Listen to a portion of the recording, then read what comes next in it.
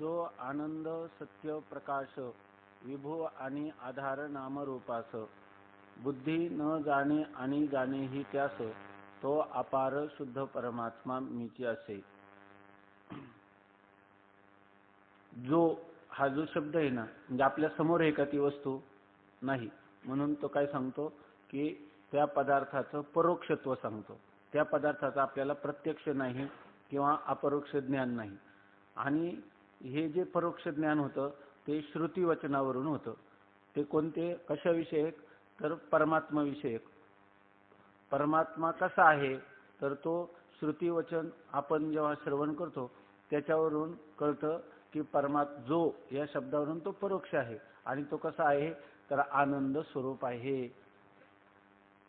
दुसरं कळतं की तो सत्य म्हणजे त्रिकालाबाधित नित्य आहे। नंतर तो प्रकाश म्हणजे स्वयंप्रकाश स्वरूप आहे। तो सर्वांचं प्रकाशन करतो, म्हणजे सर्वांचं ज्ञान करून देतो। त्याच्यामुळे सर्वांचं ज्ञान होतं, परंतु त्याच्या ज्ञानासाठी कोणाची आवश्यकता नाही। जसा सूर्य सर्व पदार्थांचं प्रकाशन करतो, परंतु सूर्याच्या प्रकाशनासाठी कोणाची आवश्यकता नाही। अशा प्रकाराने आत्मा हा स्वयंप्रकाश आहे। तो विभू म्हणजे व्यापक आहे, अर्थात त्याला कोणत्याही देश काल वस्तू यांचा परिच्छेद नाही, यांची मर्यादा नाही। आणि यच्चयावत म्हणजे जेवढी काही या जगतातील नाम आणि रूप आहेत त्या सगळ्या नामरूपाचा तो आधार आहे। म्हणजे जगतातल्या सर्व नामरूप ही कल्पित किंवा मिथ्या आहे, आणि त्या मिथ्या पदार्थांचं अधिष्ठान तो परमात्मा आहे। जगतातली सगळी नामरूप त्याच्यावर कल्पित आहेत, म्हणजे तो जगताचं त्याला म्हणतात विवर्तोपादान कारण आहे। आता विवर्तोपादान या शब्दाची जे काही शक्ती आहे ती आपल्या नंतर लक्षात येईल। तर जगताच्या कारणाविषयी विचार करताना जगाचं कारण कधी माया किंवा प्रकृती आहे असं सांगतात, कधी जगताचं कारण ईश्वर आहे असं सांगतात, कधी जगताचं कारण ब्रह्म आहे असं सांगतात। ही तिन्ही कारणं आहेत, परंतु ते कोणती कारणं आहे त्याविषयी त्याचं निरूपण असं केलं शास्त्रामध्ये की ब्रह्म हे जगताचं विवर्तोपादान कारण आहे। म्हणून या ठिकाणी म्हणतात आधार नामरूपाचं, म्हणजे जगताचा तो विवर्तोपादान कारण आहे ब्रह्म। आणि ईश्वर जगताचं अभिन्न निमित्तोपादान। लक्षात ठेवा फक्त, जगताचं अभिन्न निमित्तोपादान कारण म्हटलं की ईश्वर आहे, जगताची प्रकृती किंवा माया ही परिणामी उपादान कारण आहे, आणि ब्रह्म हे त्याचं विवर्तोपादान कारण आहे। या संस्कृत विचारसागरामध्ये जो आधार नामरूपाचं याचा अर्थ केला त्यांनी की याच्यातून या ग्रंथकारांना सांगायचे की जगताचं ब्रह्म हे विवर्तोपादान कारण आहे। आता पुढे सांगतात की बुद्धी न जाणे आणि जाणेही त्यास। बुद्धी त्याला जाणतेही आणि जाणत नाही। त्यापैकी काल आपण पाहिलं की बुद्धी जाणे म्हणजे शुद्ध बुद्धी जाणे, म्हणजे अनंत जन्मामध्ये या जन्मामध्ये केलेली जी निष्काम कर्म आणि निष्काम उपासना किंवा भक्ती यांच्याद्वारा ज्याच्या अंतःकरणाची शुद्धी झालेली आहे, ज्याच्या अंतःकरणाची स्थिरता झालेली आहे, आणि मी कोण आहे या प्रश्नाचं उत्तर मिळावं म्हणून शास्त्राच्या साह्याने त्या उत्तराचा शोध करतो। आणि त्या शास्त्राच्या साह्याने करीत असताना केवळ आपली स्वबुद्धी त्या ठिकाणी न योजता संतांची संगती मनोमार्गगती आकळावा श्रीपती येणे पंथे अशा रीतीने जो श्रीगुरूंच्या जवळ शरणागत झाला, तद्विधी प्रणिपातेन परिप्रश्नेन सेवया उपदेक्षन्ति ते ज्ञानम ज्ञानिनस्तत्वदर्शिनः। अशा प्रकारचा असणारा जो पुरुष आहे, श्रद्धावान लभते ज्ञानम तत्पराः संयतेंद्रियाः ज्ञानम लब्ध्वा पराम शांतिम अचिरेणाधिगच्छति। अशा अधिकाराला प्राप्त झालेला जो साधक आहे किंवा जो मुमुक्षु आहे त्याची बुद्धी जाणते, त्याची अशी शुद्ध बुद्धी जाणते। आणि जो या ठिकाणी ज्याने निष्काम कर्म किंवा उपासना केलेली नाही, किंवा ज्याच्या अंतःकरणात मी कोण आहे अशी जिज्ञासा नाही, किंवा जो सत्शास्त्र आणि श्रीगुरु यांना शरणागत नाही, अशा प्रकारची बुद्धी कितीही तीक्ष्ण असली तरी ती शास्त्र सुसंस्कृत नसल्यामुळं ती बुद्धी न जाणे, त्या बुद्धीला जाणता येत नाही।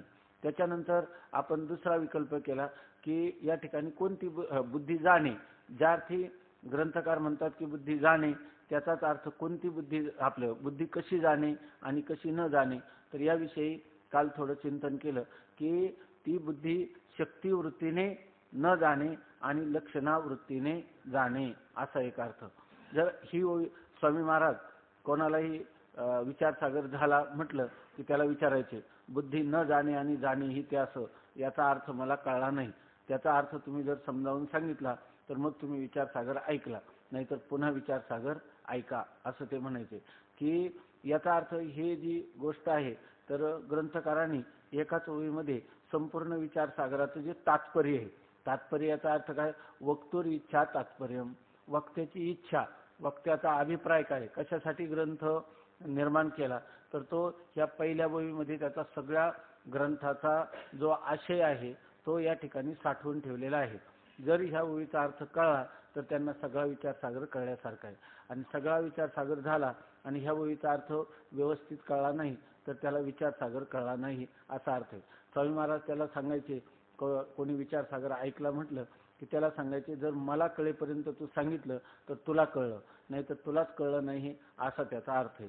म्हणून या ठिकाणी ह्या ओळीचं चिंतन आपण बारकाईनं केलं पाहिजे.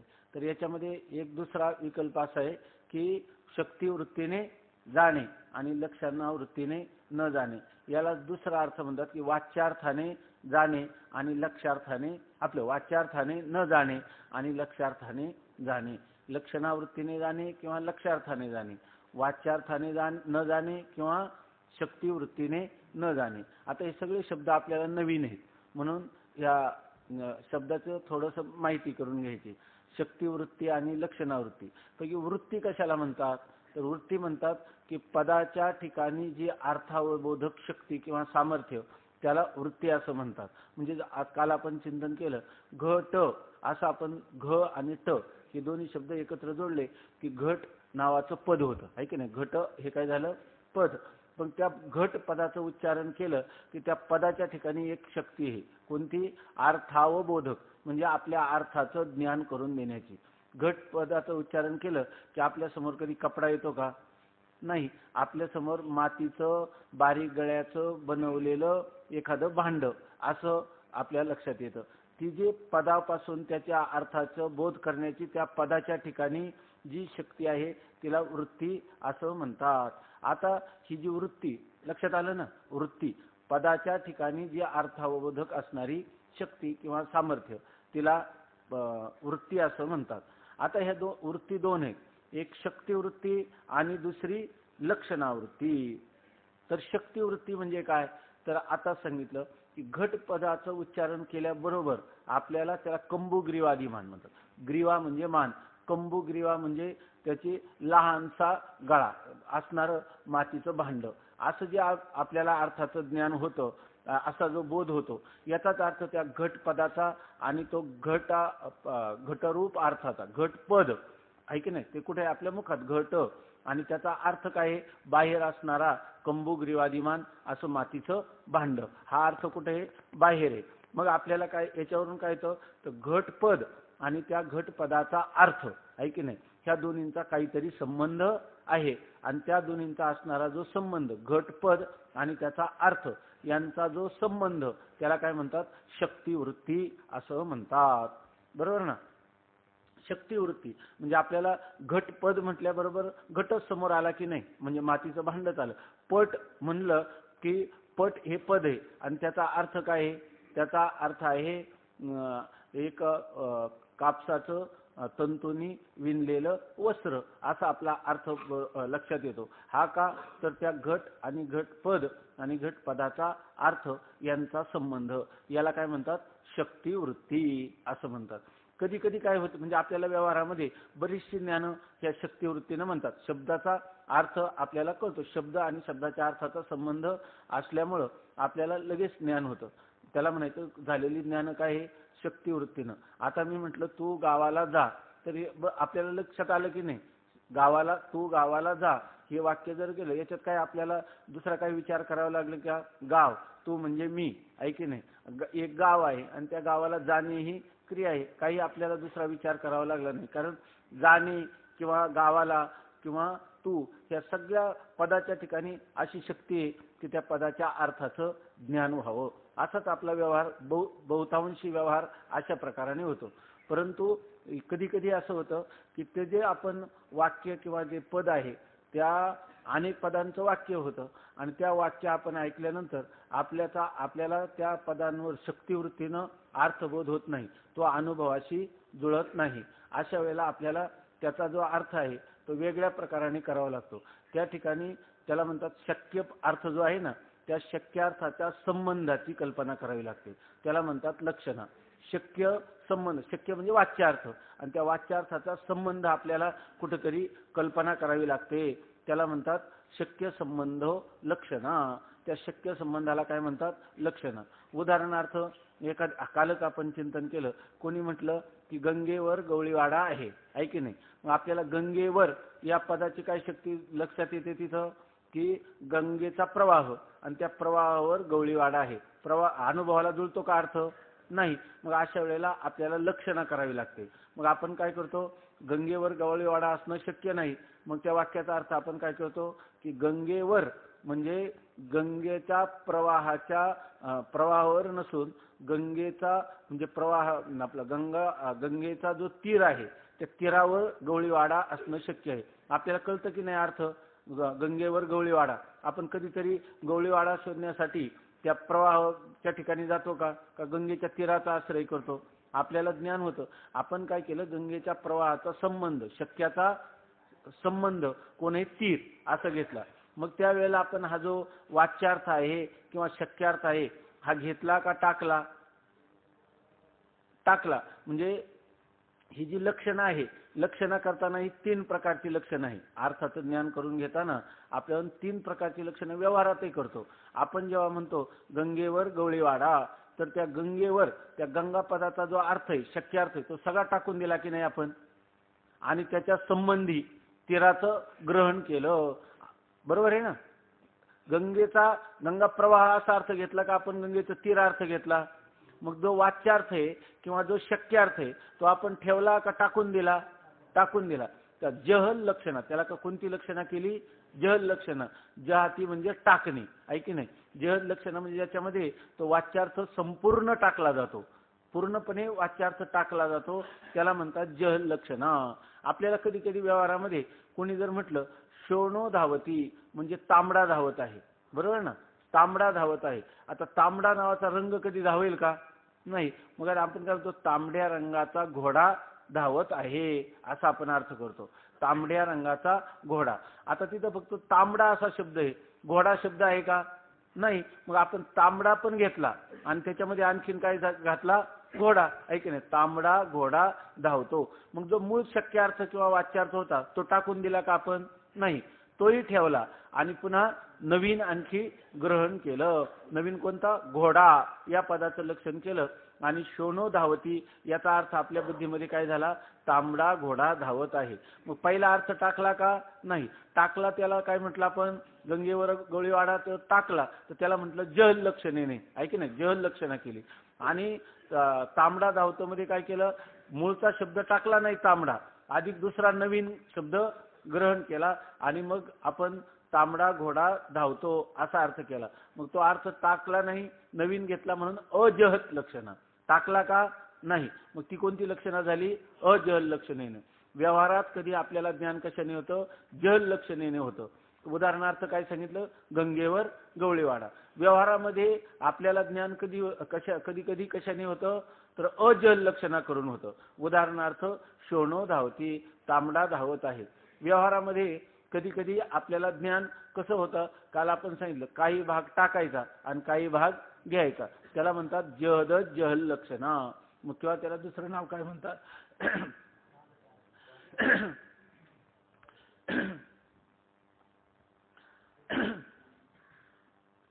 जहद जहल लक्षणा किंवा भागत्याग लक्षणा असं त्याचं नाव आहे.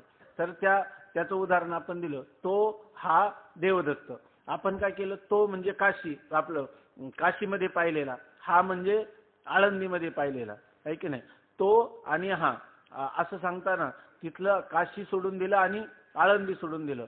10 वर्षापूर्वी पाहिलेला तो कालही सोडून दिला आणि आताचा वर्तमान कालही सोडून दिला आणि काय केलं, देवदत्त हा जो पिंड आहे त्याचा, त्या पिंडाचं ग्रहण केलं. याला कोणती लक्षणं म्हणायची, जद जल लक्षणं. त्याचं दुसरं नाव आहे भागत्याग लक्षणं. त्याला दुसरं नाव भागत्याग लक्षणं असं म्हणतात. म्हणजे आपण व्यवहारात अशा प्रकाराने अर्थ करतो. काल दुसरा अर्थ कोणता सांगितला होता, एक झाला वाच्यार्थ, एक झाला लक्ष्यार्थ आणि तिसरा काय सांगितला होता, व्यंग्यार्थ आहे की नाही, व्यंजना त्याला असं म्हणतात. परंतु त्याचं काही वेदांतामध्ये गरज पडत नाही, साहित्यामध्ये, म्हणून त्याचा काही विचार करायचे कारण नाही. तर हाच अर्थ आपल्याला लक्षात घ्यायचा. तर आता असं आहे की आपल्याला काय जाण्याचं, बुद्धी जाणे, बरोबर, हे लक्षात आलं ना. आता शक्यार्थ त्याला वाच्यार्थ असं सुद्धा म्हणतात आणि एक लक्ष्यार्थ. लक्षणेने जो अर्थ घेतला जातो तो का घेतला, अनुभवाशी जुळत नाही म्हणून. या ठिकाणी त्याचा आपण काय म्हणतो की देवदत्त वाघ आहे की नाही, देवदत्त वाघ आहे. आता वाघासारखी 4 पाय आहेत का, वाघासारखा जबडा आहे का, आपण म्हणतो की नाही व्यवहारात, तो वाघ आहे देवदत्त. म्हणजे याचा अर्थ काय, देवदत्त आणि वाघ हे असा अर्थ वाच्यार्थाने होईल का, होणार नाही. आणि मग देवदत्ताच्या जवळ तरी कोणी बसेल का, बसणार नाही. पण आपण त्याचा अर्थ काय करतो की त्याचा अर्थ वाघ आहे, म्हणजे वाघाचं जे शौर्य आहे ते देवदत्ताच्या ठिकाणी आहे असा अर्थ घेतो. म्हणजे व्यवहारामध्ये अशा प्रकारचं कोणतंही वाक्य योजलं की त्याचा अर्थ ग्रहण करण्याच्या पद्धती आहेत. आपण त्या पद्धतीनंच त्याचा अर्थाचं ग्रहण करतो. तसं या ठिकाणी ज्या वेळेला आपल्याला तत्वमसी ते ब्रह्म तू आहेस असं जेव्हा आपण ऐकतो, ते ब्रह्म तू आहेस असं म्हटलं की आपल्याला काय होतं, ते ब्रह्म म्हणजे ब्रह्म कसं आहे, सच्चिदानंद स्वरूप आहे की नाही, किंवा परमात्मा कसा आहे, सच्चिदानंद स्वरूप. आणि तू म्हणजे मी म्हणजे जीव कसा आहे, असत आहे, मरका आहे की नाही जीव. जीवाला ज्ञान आहे का, सकाळची भाजी खाल्ल्याचं त्याला आठवत नाही, तो कसा आहे, जड आहे. जीवाला अजून जोपर्यंत म्हणजे तत्वज्ञान झालं नाही तोपर्यंत जीव सर्व जगातल्या वस्तू जाणतो का, नाही. आणि परमात्मा जाणतो की नाही, कालच सांगितलं, मुंगी की पाव में घुंगरू बजे वो भी अल्लाह सुनता आहे. आणि याला काहीच नाही, तुझं नाव काय म्हटलं तरी सुद्धा डोकं खाजावं लागतं त्याला, इतकं त्याच्या ठिकाणी तो अल्पज्ञ आहे. आणि शक्ती पाहिली तर जीवाच्या ठिकाणी अल्पशक्ती आहे आणि ईश्वराच्या ठिकाणी किंवा ब्रह्माच्या ठिकाणी ही सर्वज्ञत्व आहे आणि सर्व शक्तिमत्व आहे. अशा प्रकारचा तो सच्चिदानंद स्वरूप आहे. परमात्मा एक आहे, जीव नाना आहेत, जीव अल्पज्ञ आहेत, अल्पशक्तिमान आहेत, परमात्मा सर्वज्ञ आहे आणि सर्व शक्तिमान आहे. आता इथं काय सांगितलं, तत्वमसी. तत् म्हणजे ते म्हणजे ब्रह्म आणि त्वम म्हणजे तू, ऐके ना, त्वम म्हणजे तू म्हणजे जीव म्हणजे, किंवा तत् म्हणजे ईश्वर आणि ते त्वम म्हणजे जीव, तू आहे. वाच्यार्थाने काय होतं, त्वम पदाने काय होतो, आपण त्वम पदाने घेतो जीव आणि तत्पदाने काय घेतो, ईश्वर. आणि मग ते तू आहेस म्हटलं की जीवच काय झाला, ईश्वर झाला. हा याचा सरळ वाच्यार्थ झाला की नाही, यालाच काय म्हणायचं, शक्यार्थ. परंतु हा शक्यार्थ जर अनुभवाशी जुळत नसेल तर मग काय करून घ्यावं लागतो, लक्षणेनं ज्ञान करून घ्यावं लागतं. म्हणजे लक्षणा करावी लागते. लक्षात आलं नाही इथपर्यंत, लक्षणा करावी लागते आणि लक्षणे वाचून ज्ञान होत नाही. कारण अल्पशक्तिमान, अल्पज्ञ, असत, जड आणि जीव कसा आहे, दुःखरूप. आणि त्याचं सत, चिद आणि आनंद स्वरूप असणारा परमात्मा, ब्रह्म, ईश्वर याच्याशी काय सांगतं, ऐक्य. ते तू आहेस म्हणजे ते तू एकच आहे. कसा एक असेल, मी परमात्मा रूप कसा असेल, कारण त्या वाच्यार्थावरून मला अनुभव आहे की नाही, मी तर सर्वज्ञ सर्वशक्तिमान नाही. आणि जरी वेदाने सांगितलं महावाक्याच्या द्वारा की ते तू आहेस, तरी आपल्याला वाच्यार्थ जुळत नाही. कशाची जुळत नाही, अनुभवाशी जुळत नाही. मग ज्या वेळेला वाच्यार्थ अनुभवाशी जुळत नाही त्यावेळेला त्या वाक्याचं ज्ञान करून घेताना लक्षणा करावी लागते, बरोबर ना, लक्षणा करावी लागते. आणि मग लक्षणेने त्या पदार्थाचं ज्ञान होतं. त्या लक्षणेवरून त्या वाक्यार्थाचं त्या वाक्याच्या अर्थाचं ज्ञान होतं. अशा प्रकारची स्थिती आहे. हे व्यवहारातही घडतं की नाही, आपल्या व्यवहारातही आपण असंच करतो. मग इथं सुद्धा जेव्हा वेद सांगतो की तत्वमसी, त्यावेळेला लक्षणा कशी करायची, असं लक्षणेने कसं ज्ञान होतं, तर त्यापूर्वी वाच्यार्थ अगोदर कळला म्हणजे शक्यार्थ कळला तर शक्य संबंधाला लक्षणा म्हणतात. पहिल्यांदा वाच्यार्थ कळला पाहिजे. वाच्यार्थ म्हणजे जीव, ऐक वाच्यार्थ काय करायचा जीव आणि ईश्वर. तो म्हणजे कोण ईश्वर आणि हा त्या तत्पदाचा काय आहे वाच्यार्थ किंवा त्याला म्हणतात शक्यार्थ. आणि त्वम म्हणजे आपलं बरोबर का तत् म्हणजे ईश्वर आणि त्या तत्पदाचा वाच्यार्थ कोण आहे ईश्वर आणि त्वम म्हणजे जीव. त्या त्वम पदाचा वाच्यार्थ काय आहे जीव आहे. परंतु आता जीव म्हणजे काय आणि ईश्वर म्हणजे काय जीवामध्ये किती घटक येतात आणि ईश्वरामध्ये किती घटक येतात. तर याविषयी विचारसागरामध्ये असं सांगितलं का जीव म्हणजे काय तर जीव म्हणजे अंतःकरण.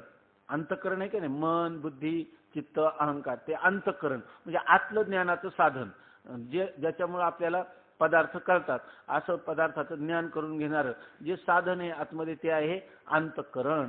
म्हणजे एक झालं अंतःकरण. नंतर त्या अंतःकरण ज्या अधिष्ठानावर राहतं चांगलं लक्षात घ्या की अंतःकरण ज्या अधिष्ठानावर राहतं त्या अंतःकरणाचं अधिष्ठान चैतन्य. ज्या आता आपण सांगितलं जो आधार नाम रूपाचं तर त्या अंतःकरण आहे खोटं कल्पित. परंतु कल्पित पदार्थ काहीतरी अधिष्ठाना वाचून भासतो का नाही. आपण परवा पाहिलं की निरधिष्ठान भ्रम होत नाही रज्जू नसली तर सर्पही भासत नाही. तसं असं अंतःकरणाचं एक अधिष्ठान चैतन्य आहे त्याला म्हणतात कुटस्थ चैतन्य किंवा त्याला दुसरं नाव आहे साक्षी चैतन्य. त्याला नाव आहे आत्मा प्रत्येगात्मा अशी त्याची नाव आहे. तर अशा प्रकारचं एक अंतःकरण लिहून घेण्याची काही गरज नाही. हे इतकं वारंवार जाणार आहे आणि पुढे येणारच आहे. त्यामुळे लक्षात आता फक्त एकाग्र होऊन ते शब्द चांगल्या प्रकारे ऐकून समजून घेण्याचा प्रयत्न करायचा. आता समजलं तर लोक म्हणतात की 6वा तरंग अवघड आहे. तुम्हाला घरी वाचला तरी तो कळेल. त्याचा जर आशय चांगल्या प्रकारे आता लक्षात आला तर सगळे तरंग अगदी खरोखर अशी स्थिती आहे की हे मंगलाचरण जर चांगलं कळलं तर खरोखर ग्रंथ ऐकण्याची गरज नाही. वारंवार वाचत राहायचं घरीच तुम्हाला त्याचा अर्थाचं येईल. इतक्या सकाळी सकाळी येऊन ह्याची गरज पण नाही. कारण काय पुन्हा वर्षभर सांगितलं तरी आपण हेच सांगणार आहे. याच्यापेक्षा वेगळं काही नाही. तेच पुन्हा ऐकायचं. मला नवीन गोष्ट येत नाही नवीन काही नाही. जेवढं काय पाठ आहे नेहमी ऐकलेलं तेच पुन्हा पुन्हा सांगितलं जाणार आहे. त्यामुळं लिहून घेण्याची गरज नाही. जर काही वाटलं तर सांगू की लिहून घ्या एखादं विशेष असलं तर. त्याच्यामुळं ते स्वामी महाराज सांगायचे की कुठं ठेवायचं चोपडीत नाही ठेवायचं खोपडीत ठेवायचं सगळं. आणि चोपडीत असून वेळेला उपयोगाला पण येत नाही. म्हणून या ठिकाणी काय चाललं होतं आपलं की त्वम आणि त्वम पदाचा वाच्यार्थ काय आहे जीव.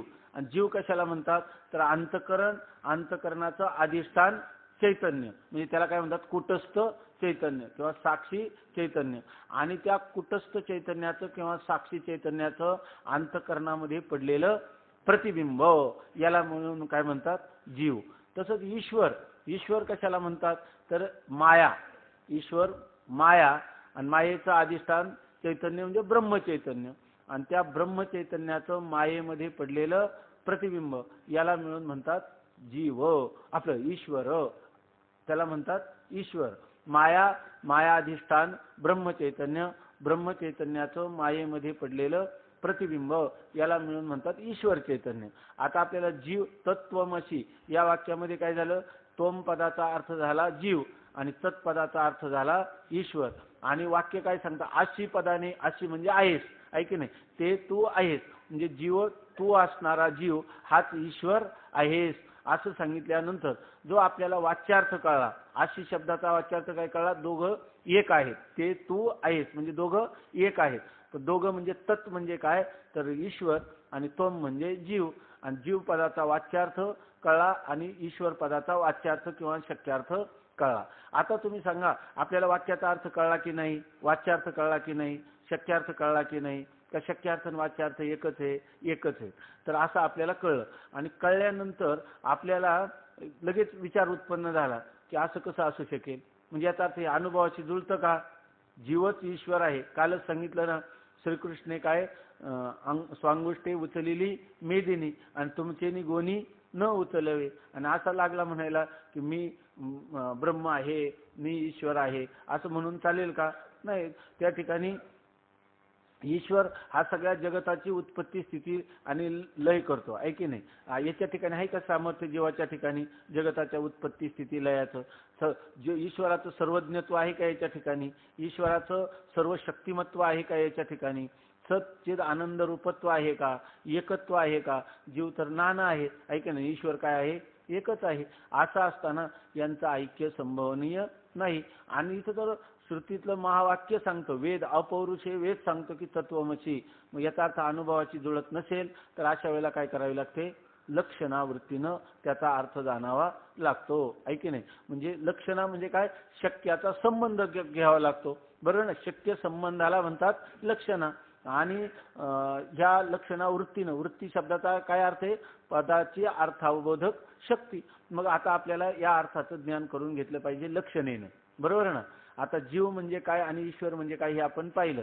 तर जसं जीवाच्या ठिकाणी अंतःकरण काय आहे, खोटं आहे की नाही. अंतःकरण खोटं आहे आणि त्या अंतःकरणाचं अधिष्ठान चैतन्य जे आहे तर ते काय आहे, अंतःकरणाचं अधिष्ठान चैतन्य किंवा आत्मचैतन्य, साक्षी चैतन्य, तेच काय आहे, अधिष्ठान आहे. किंवा त्याला अधिष्ठान त्याला म्हणतात की याच्यावर खोटा पदार्थ भासतो. खोटा पदार्थ म्हणजे कोणता पदार्थ झाला, याच्यावर अंतःकरण आणि अंतःकरणामध्ये पडलेलं त्याचं प्रतिबिंब. आणि खरा कोण आहे, फक्त तो का म्हणे तुची खरा, खरा कोण आहे, फक्त त्याचा असणारा जे काही अधिष्ठान चैतन्य, कुटस्थ चैतन्य, तेच खरं आहे.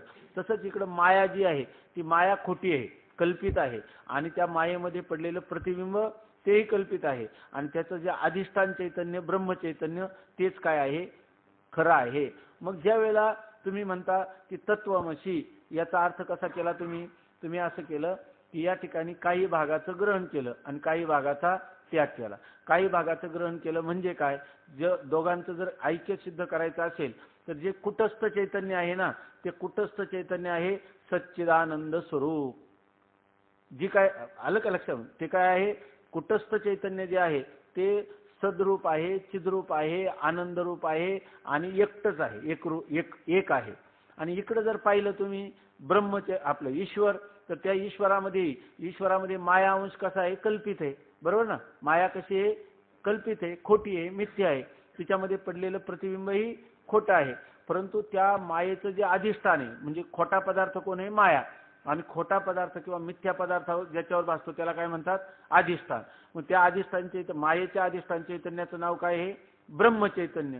मग ब्रह्मचैतन्य काय आहे, खरं आहे. खरं आहे म्हणजे त्रिकालाबाधित सत्य आहे, ते स्वयंप्रकाश चिद्रूप आहे, ते परमप्रीतीचा विषय आनंद रूप आहे, ते एकटच आहे. मग याच्या ठिकाणी आपण काय केलं, काही लक्षणेने कसं जाणायचं, तर काही भागाचा त्याग केला. कोणत्या भागाचा त्याग केला, जीवाच्या आणि ईश्वराच्या, दोन्हींच्या, जीवाच्या आणि ईश्वराच्या.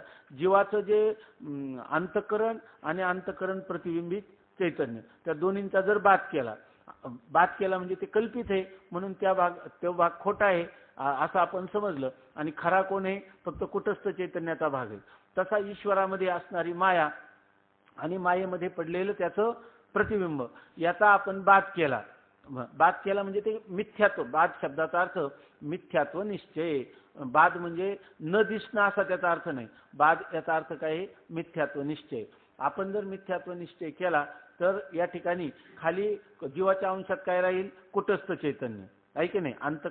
अंतःकरणाचा बाद केल्यावर का अंतःकरण प्रतिबिंब, अंतःकरण स्थित प्रतिबिंब आणि अंतःकरण ह्या दोन्हींचा बाद केला तर खाली काय राहील, फक्त कुटस्थ चैतन्य किंवा त्याचं नाव दुसरं काय आहे, साक्षी चैतन्य. आणि इकडे जर ईश्वर भागामध्ये माया आणि माया प्रतिबिंबित चैतन्याचा बात केला तर खाली अवशिष्ट काय राहील, ब्रह्मचैतन्य. मग ब्रह्मचैतन्य ही सद्रूप चिद्रूप आनंदरूप आणि एक आहे. आणि कुटस्थ चैतन्य ही सद्रूप चिद्रूप आनंदरूप आणि एक आहे. मग दोघांचं ऐक्य होईल का नाही, का ते दोन्ही एकच आहेत, एकच आहे. कारण उपाधीमुळे एकाच चैतन्याला जेव्हा कोणती उपाधी लागली, माया उपाधी लागली, त्याला नाव काय आलं, ईश्वर. आणि एकाच चैतन्याला जेव्हा अविद्या किंवा अंतःकरण अज्ञान किंवा अंतःकरण उपाधी लागली तर त्याला नाव काय आलं, जीव. मग खरं जर पाहिलं तर याच्यामध्ये कोणत्या भागाचं एक ऐक्य होईल, तत्वमसीमध्ये कुटस्थ चैतन्याचं ब्रह्माशी ऐक्य आहे की नाही. आणि दुसरा भाग जो आहे तो उपाधीमुळे, जेवढा उपाधीमुळे त्याला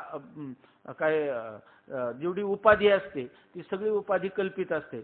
आणि त्या उपाधीमुळे आलेले त्याचा जो नामरूप ते सुद्धा काय असतं, कल्पित असतं. त्याचा बात केला तर मूळ राहिलेलं अवशिष्ट चैतन्य ते काय आहे, एकच आहे. मग त्यांच्या ऐक्याचा बोध होईल का नाही आपल्याला, होईल. पण कोणत्या वृत्तीनं होईल? लक्षणावृत्तीनं होईल की शक्तिवृत्तीनं होईल? लक्षणावृत्तीनं. मग बुद्धीनं जरी आता जाणलं नाही का आपण, ते दोन्ही एकच आहे, पण कोणत्या अर्थाने जाणलं? ते लक्ष्यार्थाने जाणलं. आणि वाच्यार्थाने न जाणे आणि लक्ष्यार्थाने जाणे, किंवा लक्षणावृत्तीने जाणे आणि शक्तिवृत्तीने न जाणे. मग बुद्धी जाणे आणि न जाणे ही त्यास, असं जेव्हा आपण म्हणतो तेव्हा दुसरा अर्थ काय झाला निष्पन्न? लक्षणावृत्तीने जाणे आणि शक्तिवृत्तीने न जाणे. वाच्यार्थ किंवा त्याला दुसरं माहिती वाच्यार्थाने न जाणे आणि लक्ष्यार्थाने जाणे. ठीक आहे ना? बुद्धीनं आता किती अर्थ झाले आपले? 2 अर्थ झाले. बरोबर आहे ना? आता तिसरा एक अर्थ आहे की या ठिकाणी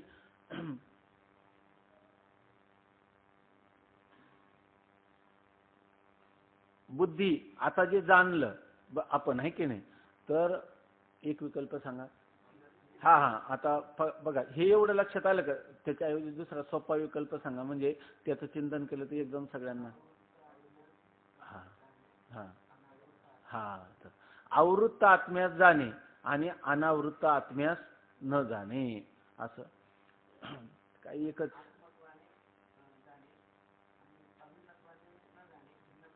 हा, भिन्नत्वाने न जाणे आणि अभिन्नत्वाने जाणे, अभेदत्वाने जाणे. आणखीन एक घ्यायचं की आता जे ज्ञान आहे ते ज्ञान कसं झालं बुद्धीला? की परमात्मा हा माझ्यापासून भिन्न आहे का परमात्म्याचं माझं एकच स्वरूप आहे, असं तुम्हाला सांगितलं. तत्वमसी, ते तू आहेस. आता आपण लक्ष्यार्थाने विचार केला, लक्षणेने विचार केला. आता आपल्याला असं वाटायला लागलं ब्रह्म आणि आपल्या ब्रह्म वेगळं आणि मी वेगळं वाटलं का ब्रह्मच मी आणि मीच ब्रह्म असं वाटलं.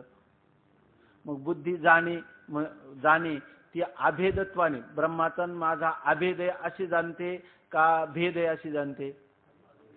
म्हणजे कोणती बुद्धी जाणते? मात्र शुद्ध बुद्धी. शुद्ध बुद्धी, शास्त्र सुसंस्कृत बुद्धी. गुरूंनी जेव्हा तत्वमसी महावाक्याचा उपदेश करून लक्ष्यार्थाने ज्ञान झालं, त्या ज्ञानाचं स्वरूप काय आहे? भिन्नत्वाने जाणे का अभिन्नत्वाने जाणे? महाराज, मी आणि परमात्मा हे भिन्न असं तिला ज्ञान होतं का मी आणि परमात्मा एकच आहे असं ज्ञान होतं? तत्वमसी महावाक्य ऐकल्यावर मी परमात्म्याहून वेगळा आहे असं ज्ञान होतं की मी आणि परमात्मा एकच आहे असं ज्ञान होतं? बोला ना. मी आणि कोण बोललं? मी आणि परमात्मा एकच आहे असं ज्ञान होतं. हा सगळा ग्रंथ कशासाठी? जीव आणि ब्रह्माचं अभेद ज्ञान होण्यासाठी. जर तुम्हाला आताच अभेद ज्ञान झालं असेल तर पुढं काय? कृतकृत्य झालो, इच्छा केली ते पावलो, काम नाही झालो पाही रिकामा. आता इथून पुढे काय करायचं? फावल्या त्या करू चेष्टा, निश्चय दृष्टा बैसोनी. ऐके नाही. म्हणून महाराज उत्तर सांगत नाही, त्यांना माहित नाही असं नाही, पण त्यांना वाटतं की मग जर कामच झालं तर पुढे काय करायचं, ऐके नाही. म्हणून ते उत्तर सांगत नाही. तर याच्यामध्ये ही एक गोष्ट घ्यायची की भिन्नत्वाने न जाणे आणि अभिन्नत्वाने जाणे, ऐके नाही. तत्वमसी महावाक्य मी ब्रह्म आहे हे जे ज्ञान होतं हे परोक्ष ज्ञान होतं का माझ्यापासून ब्रह्म वेगळं आहे का अपरोक्ष ज्ञान होतं? अपरोक्ष. ते कोण आहे? मीच आहे असं प्रत्यक्ष त्याला ज्ञान होतं. आणि दुसरं काय सांगितलं होतं? आवृत्त आत्म्यास जाणे आणि अनावृत्त आत्म्यास न जाणे. आता बुद्धी जाणील कोणाला? जर या ठिकाणी बघा, आवृत्त म्हणजे हे सगळे शब्द थोडे संस्कृत आहे. नेहमी आपण त्याचा अर्थ एकदा समजावून घेतला, वारंवार चिंतन केलं की मग आपल्याला एकदम घरच्यासारखे ते शब्द व्हायला लागतात. ते काय फार अवघड आहे. पण आपण बोलताना सुद्धा एखाद्याला तो खोटं बोललं तर त्याला म्हणायचं का ते विवर्त आहे, मिथ्या आहे, असे शब्दाचा प्रयोग केला पाहिजे आपण. मग ते शब्द आपल्या तोंडात बसतात एकदम. तर आता आवृत्त म्हणजे ज्याच्यावर आवरण म्हणजे ज्याच्यावर आच्छादन आलेले त्याला म्हणतात आवृत्त. आणि अनावृत्त म्हणजे ज्याच्यावर आच्छादनच झालेलं नाही तर त्याला काय म्हणायचं? अनावृत्त, आहे की नाही. तर बघा याचा थोडक्यात याचा अर्थ, ज्याच्यावर आवरण किंवा आच्छादन आहे त्याला म्हणतात आवृत्त आणि ज्याच्यावर आच्छादन नाही त्याला म्हणतात अनावृत्त. उदाहरणार्थ शेवाळ आहे की नाही. शेवाळ ते कुठं राहतं? खडकावर. तर पाण्यामध्ये, आहे की नाही. पाण्यामध्ये शेवाळ असतं आणि ते शेवाळ काय करतं? एखाद्या वेळेस जरी चुकलं तरी लगेच सुधारायचं, सांगायचं लगेच असं. तर पाण्यावर शेवाळ असतं आणि ते शेवाळ काय करतं, पाण्याला आवृत्त करतं. म्हणजे पाणी काय झालं, शेवाळाने आवृत्त झालं, आहे की नाही. मग आता जर आपल्याला पाणी मिळवायचं असेल तर काय करावं लागेल, आवरण दूर करावं लागेल. आवरण दूर केल्याशिवाय पाणी प्राप्त होईल का, नाही. पाणी प्राप्त करायचं असेल तर अगोदर आपल्याला पाणी मिळेल का, अगोदर शेवाळ दूर करावं लागेल का. शेवाळाचं दूर करणं हीच पाण्याची प्राप्ती आहे का. शेवाळाचं दूर केल्यावर किती वेळाने पाणी प्राप्त होतं का. शेवाळाचं दूर करणं आणि पाण्याची प्राप्ती एकाच वेळेला, एकाच वेळे. त्याला म्हणतात युगपत, आहे की नाही, युगपत. तसं आपला जो आत्मा आहे तर तो कशाने आवृत्त आहे, असं आवृत्त असला तर आपल्याला समजा एखादी गोष्ट आहे, आपल्याला हे पुस्तक मला ज्ञात नाही, आहे की नाही. ज्ञात म्हणजे हे पुस्तकाचं मला ज्ञान नाही आणि तुम्ही सांगितलं की हे पुस्तकाचं मला ज्ञान करून दिलं, तरच मी काय म्हणणार, हे पुस्तक मला कळलं. कळलं म्हणजे याचा अर्थ अगोदर कळत नव्हतं. म्हणजे अगोदर न कळणं म्हणजे काय आहे, अज्ञान. ह्या पुस्तकाचं मला होतं अज्ञान आणि त्या अज्ञानाने ह्या पुस्तकाला काय केलं होतं, आवृत. आता मला काय झालं, याचं ज्ञान. आता हे झालं अनावृत्त. परंतु ते आवरणाचं मी काय केलं, दूर केलं. जसं शेवाळामुळे पाणी झाकलं होतं, आता शेवाळ काय केलं, दूर केलं. तसं बुद्धी जाणायला निघाली, पण बुद्धी कोणाला जाणायला निघाली, आत्म्याला जाणायला निघाली. परंतु आत्म्याला जाणायला निघाली याचा अर्थ बुद्धीला आत्मस्वरूपाचं काय आहे, अज्ञान आहे. म्हणजे त्या आत्म्यावर अज्ञानाचं काय आहे, आवरण. मग बुद्धी काय करते, त्या आत्म्याला जेव्हा जाणते याचा अर्थ त्या आवरणाचा काय करते, भंग करते, आवरण दूर करते. बरोबर आहे की नाही. मग आवरण दूर केल्यावर त्या ठिकाणी कोणता व्यवहार होता, होईल, मी आतापर्यंत आत्म्याला जाणत नव्हते किंवा मी आत्म्याला जाणत नव्हतो, आता आत्म्याला जाणलं. पण कोणत्या आत्म्याला जाणलं, ज्याच्यावर आवरण होतं त्या आत्म्याला. जाणण्याचा व्यवहार कधी घडला, आवरण दूर केलं तेव्हा आत्मा जाणला. म्हणजे कोणता आत्मा होता तो, ज्या आत्म्याला बुद्धी जाणायला निघाली तो आवरण सहित आत्मा होता, आहे की नाही. जसं पाणी, पाण्यावर जर शेवाळ नसलं तर पाणी काय प्राप्त केलं, शेवाळ दूर केलं. शेवाळ असेल तर शेवाळ दूर केलं आणि जर शेवाळ नसेल तर पाणी आहेच आहे की नाही. पाणी काही वेगळं प्राप्त करायचं का, पाणी प्राप्तच आहे.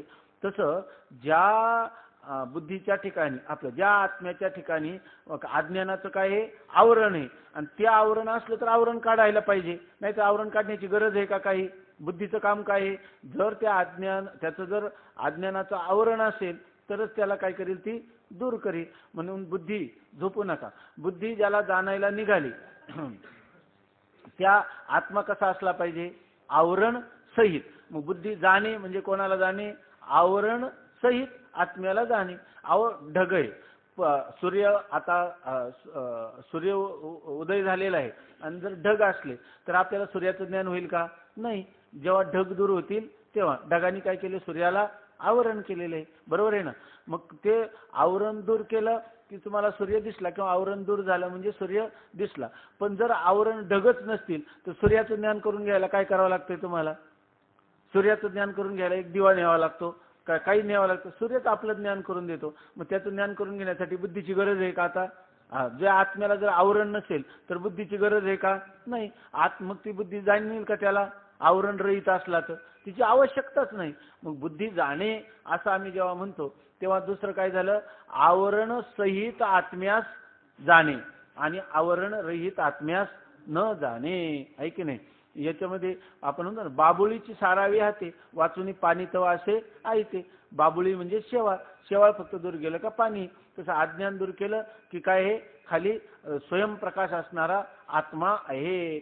जर तो आत्मा स्वयंप्रकाश असेल, अज्ञानाचं आवरणच नसेल तर बुद्धीची गरज आहे का त्याला जाणायला. आणि बुद्धी त्या आत्म्याला जाणील का, आवरणच नाही त्याला. बुद्धीचं काम काय आहे, आवरणाचा भंग करणं.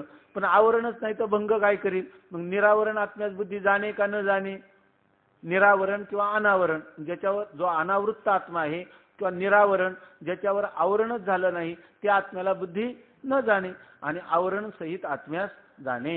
बरोबर ना.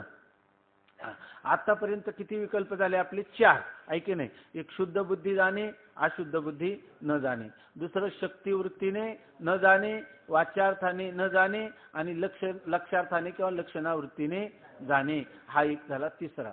चौथा काय झाला, अभेदत्वाने जाणे, अभिन्नत्वाने जाणे. म्हणजे ते मीच आहे असं जाणे आणि ते माझ्याहून भिन्न आहे असं न जाणे. आणि कोणता झाला आणखी आवरण सहित आत्म्यास जाणे आणि अनावृत्त आवरण रहित आत्म्यास न जाणे असा त्याचा अर्थ.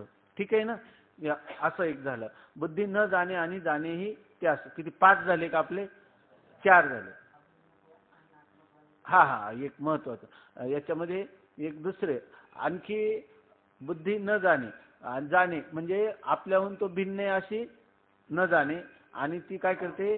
अभिन्न. अभिन्न याचा दुसरा एक अर्थ करतात आत्मत्वाने. म्हणजे ते ब्रह्म माझ्याहून भिन्न आहे असं जाणतो का ते ब्रह्म मीच आहे का ते ब्रह्म म्हणजेच माझा आत्मा आहे? हा मीच आहे किंवा माझाच आत्मा ब्रह्म आहे. म्हणजे ती बुद्धी जाणे म्हणजे कशी जाणे? आत्मत्वाने जाणे. ते अर्थ एकच. अभिन्नत्वाने जाणं म्हणा किंवा आत्मत्वाने जाणे. खरं महत्वाचं ह्या ब्रह्मज्ञानामध्ये किंवा वेदांत चिंतनामध्ये सगळा चाललेला विषय कोणाशी संबंधित आहे? कोणाशी संबंधित आहे? हा ब्रह्माशी संबंधित आहे का आत्मेशी संबंधित आहे का माझ्याशी संबंधित आहे? हा सगळा चाललेली कथा कोणाची? रामप्रभूंची कथा आहे. रामायण कथा आहे. ही रामायण कथा नाही किंवा कृष्ण कथा नाही. ही कोणती कथा आहे? आत्मकथा. म्हणून आपण स्वामी रामतीर्थांनी चिंतन केलं. आपण करीत असतो कधी. त्यांनी सांगितलं जर रामायणाची कथा केली आहे की नाही त्याला किती दक्षिणा देतात लोक? मोठे लोक रामायण कशासाठी शिकतात? की एक मोठी प्रसिद्धी आहे की नाही आणि मोठा सन्मान आणि मोठी दक्षिणा मिळते. भागवत करतात लोक. आता इथं आपल्याकडे शिकलेले विद्यार्थी वृंदावनात कशाला गेले तर ते म्हणतात भागवत शिकायला. कारण त्यांची इच्छा असते की काय आपण व्हावं? भागवतकार व्हावं. भागवतकार कशासाठी व्हावं? तर लोकांच्या मध्ये खूप सन्मान स्तुती मिळते. नंतर त्या लोकांमध्ये त्यांना दक्षिणा पण मिळते. आहे की नाही. कोणत्या कथेने? कृष्ण कथा. भागवत कथा कृष्ण कथा आहे. रामप्रभूंची कथा रामायण कथा आहे. आणि त्यांना आहे की नाही. आता ह्याच्यामध्ये ही रामकथा आहे का कृष्ण कथा आहे का ही आपलीच चाललेली कथा आहे? आता ही आपलीच चाललेली कथा आहे म्हणजे आत्मकथा आहे. पुतर त्यांनी सांगितलं का पूर्वीच्या काळामध्ये जे राजे लोक होते ना त्या राजे लोकांमध्ये त्यांना काय म्हणतात? भाट. भाट भाट म्हणजे ते राजाची खूप स्तुती करायचे. तुमच्यासारखा उदार कोणीच नाही. तुमच्यासारखा राजा या त्रैलोक्यात आतापर्यंत कोणी झालाच नाही असं ते स्तुती गान करायचे. मग तो राजा काय करायचा? त्यांना मोहराचा पाऊस पाडायचा त्यांच्यावर.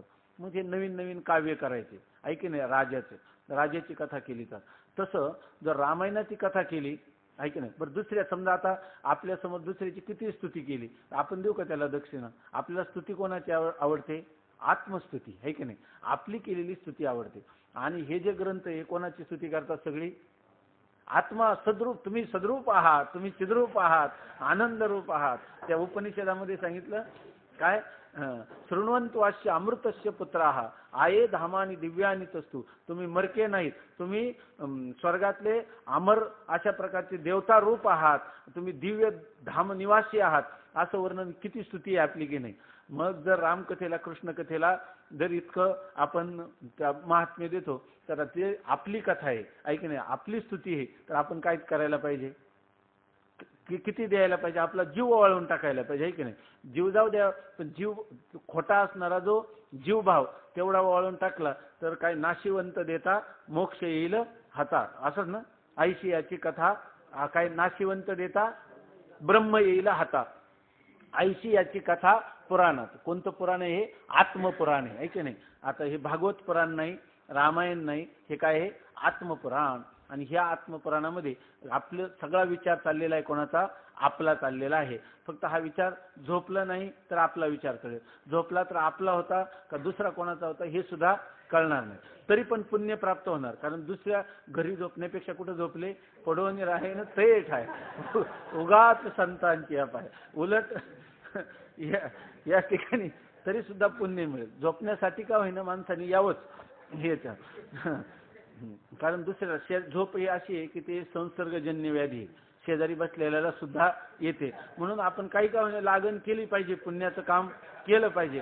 म्हणून या ठिकाणी यायचंच कसंही जरी असलं तर सांगतात की काय ही कथा कोणती आहे? आत्मकथा. म्हणून हा चाललेला विचार हा आपल्याला समजलाच पाहिजे. कारण हा आपल्याशी संबंधित आहे. म्हणून आपण अत्यंत आत्मकेंद्रित होऊन हा विचार केला पाहिजे. तर या ठिकाणी सांगतात की बुद्धी जाणे आणि न जाणे ही त्यास. तर हे आत्मत्वाने जाणे म्हणजे मीच आहे असं बुद्धी जाणते, माझ्याहून भिन्न नाही. अभिन्नत्वाने जाणे म्हणा, आत्मत्वाने जाणे. किंवा त्या ठिकाणी परोक्षत्वाने जाणे न जाणे, तर आता कशाने जाणे? अभिन्नत्वाने जाणे. लक्ष्यार्थाचा विचार केल्याने जाणे का वाच्यार्थाचा विचार केल्याने जाणे? लक्ष्यार्थाचा विचार केलेली बुद्धी जाणे. असं हे सांगितलं आपण एक नेहमी परंपरेत आलेलं. तुम्ही जास्त चिंतन केलं तर याच्यापेक्षा वेगळं, याच्यापेक्षा स्फुरण सूक्ष्म आपल्याला होऊ शकतं. तर आता हे झालं. आता काय एकच राहिला का? एकच राहिला. तो कोणता राहिला?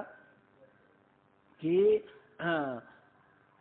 वृत्ती व्याप्तीने जाणे आणि फल व्याप्तीने न जाणे. म्हणजे आता हे शब्द पुन्हा वृत्ती व्याप्तीने जाणे आणि फल. वृत्ती म्हणजे काय, फल म्हणजे काय, आणि शक्तिवृत्ती काय आहे की नाही आपलं काय फल वृत्ती व्याप्ती म्हणजे काय आणि फल व्याप्ती म्हणजे काय, आणि त्याने जाणे आणि न जाणे कसं. तर आजच सगळे नवीन शब्द आपल्याला ऐकायला मिळाले, तेच आपल्याला थोडे बरेच अपरिचित आहे. म्हणून आता आपल्या बुद्धीला थोडी विश्रांती करू आणि उद्या जे पुन्हा उद्या एकदम उत्साहात यायचं सकाळी. म्हणजे हे काय वृत्ती व्याप्ती आणि फलव्याप्ती याचा आपल्याला जर चिंतन कळालं की आपले 4 तरंग झाल्यासारखे. हाच आशय आणखी थोडासा बारकाईनं समजून घ्यायचा. म्हणून उद्या आज खूप वेळा वाचून या. आपण वाचणार तरी काय नाही का, अजून पुढं व्हायचंय तर काय हरकत नाही. फक्त बुद्धी एकदम कोरी ठेवून उत्साही ठेवून यायचं. मग आपण ते उद्या पाहू. कुंडली कवरदा हरिठ श्री ज्ञानदेव तुकाराम.